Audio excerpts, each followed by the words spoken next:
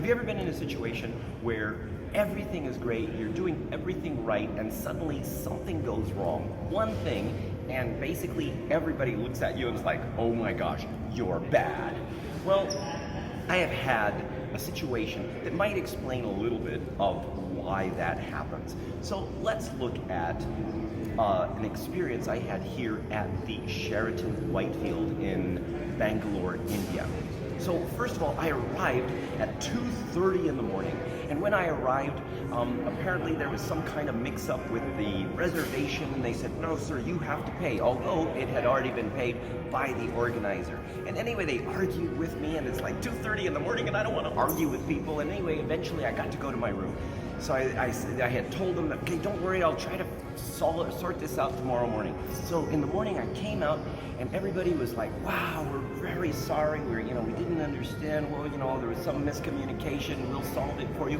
And on top of that, they upgraded me and they gave me this amazing room, and they sent me this wine and they sent me this cheese and everything, and like, wow, I'm like feeling amazing. Okay, and on top of that, of course, the service and the restaurant and all this stuff was really fantastic. And then, yesterday morning, what happened was the F&B manager at breakfast said, hey, I invite you to come over and have dinner.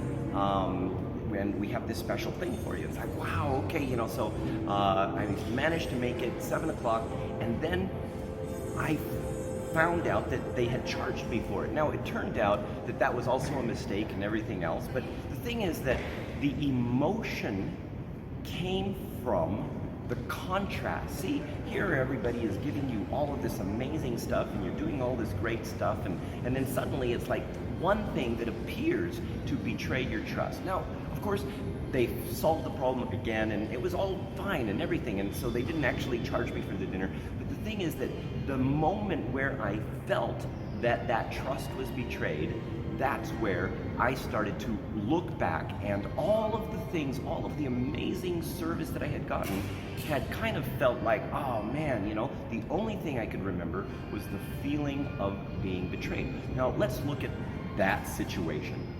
Now think about it.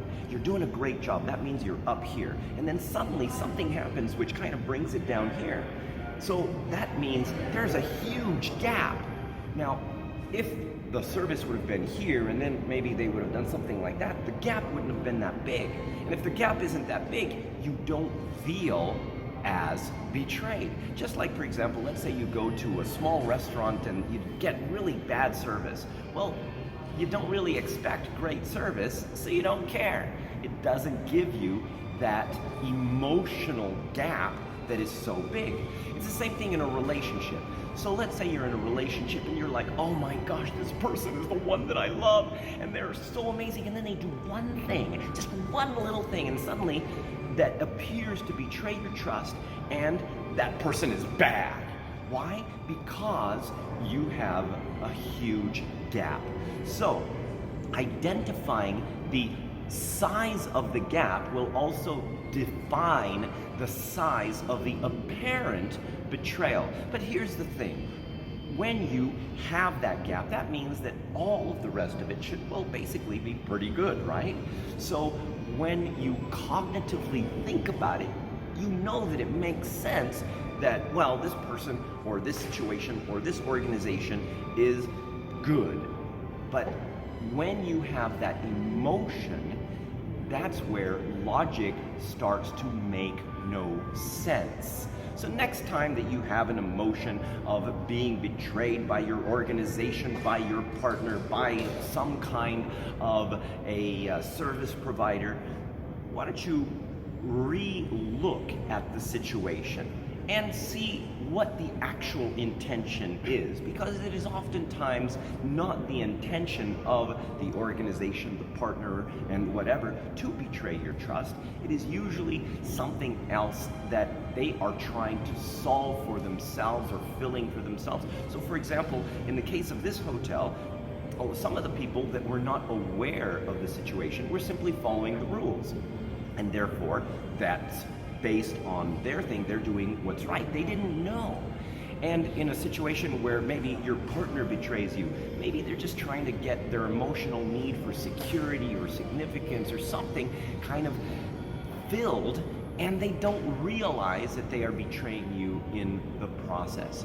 So consider the reality of why people might be doing something before you go ahead and destroy something that can be really amazing, or check out of a engagement when you are in an organization that's really trying, maybe make some mistakes. This is Arthur Carmazzi, best-selling author and currently ranked as one of the world's top 10 thought leaders in organizational culture, wishing you great success. Thanks for watching the Knights of Transformation. If you'd like to see more videos like this one, subscribe to Carmazzi TV on YouTube.